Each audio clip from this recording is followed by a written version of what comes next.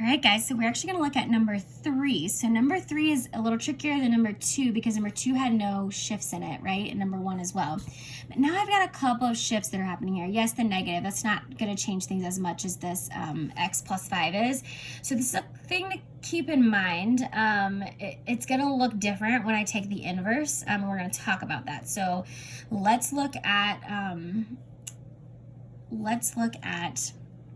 this example here. So if I have negative ln x plus 5, all right, so the first thing I'm going to do is I'm saying, okay, and this looks like it's going to go left 5. Let's just double check that. So if you have your graphing calculator, you can just check it in here so that you make sure you're not making any mistakes when you go to solve it this way. So ln x plus 5.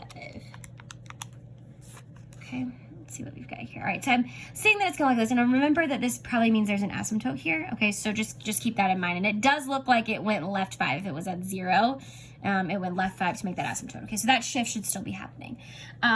Note that it also flipped upside down. Why did it flip upside down? Because of that negative sign. Okay, so let's just explore this exponential thing one more time just to make sure we understand it with the shifts. Okay, so first thing is I'm gonna convert this from a log to an exponent just so I can see that inverse relationship. So it's going to be x equals negative ln y plus 5. Okay, now from here, I'm going to try to get y by itself, right? Now, before I can do that, I need to isolate the logarithm. Let me try to box this off. So I'm actually going to get rid of this negative. So the negative is going to come out first because I'm going to get confused. I don't know where to put the negative unless I move it over here. So it's actually negative x equals ln y plus 5. All right, now the plus 5 inside the parentheses, so it's going to stay there. So let's go ahead and turn this into exponential. So how would I turn this into exponential? E to the negative x equals y plus 5. And how do I get y by itself? I subtract 5 equals y. Okay, so for this example, with an exponential, what shift happened? Well, it's not growth, it became decay, right? And it went down 5. Well, the opposite is happening here. It's actually gonna go left 5 and it's gonna flip upside down instead of becoming that growth or decay factor. Okay, so just know that the shifts are gonna be inverses here. So when I look at that exponential graph, so my table of x and y, and then my log graph, my table of x and y, let's see what happens with my table. So let's just start with negative 1, 0, and 1. Now, you probably will need a calculator to do these calculations. So if I plug in negative 1 for x, I'm going to have e to the negative 1, which is just 1, right? So it's e, second, e to the first, because negative 1 just becomes 1. E to the first, oops, where am I? E to the first minus 5, so make sure that minus 5 is on the outside.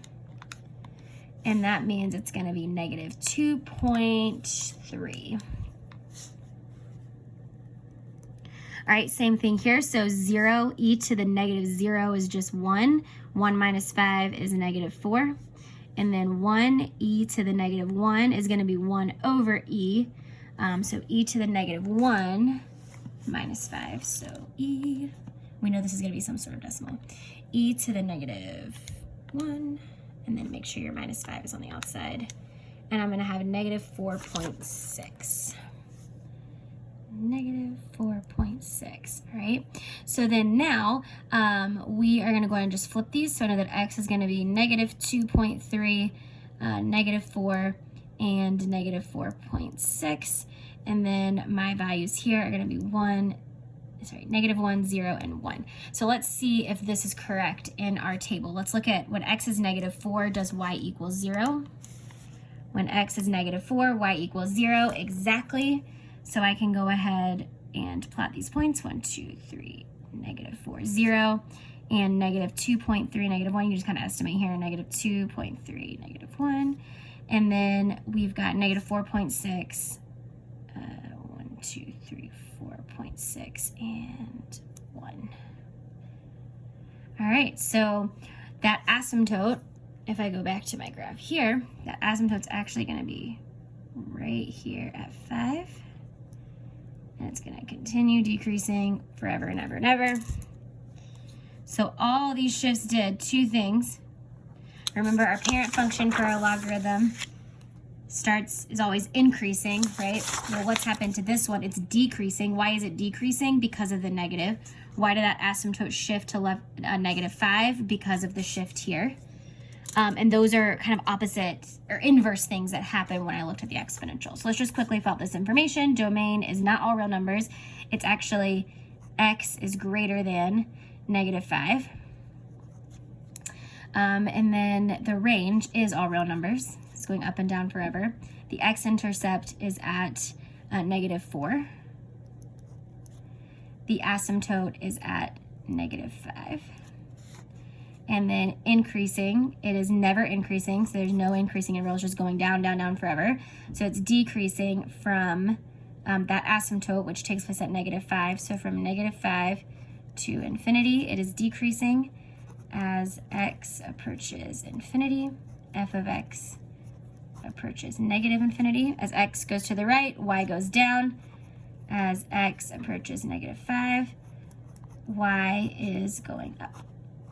All right, so go ahead and work through the rest of these with the shifts here. So that's number 4 through page 16, which just has different examples here.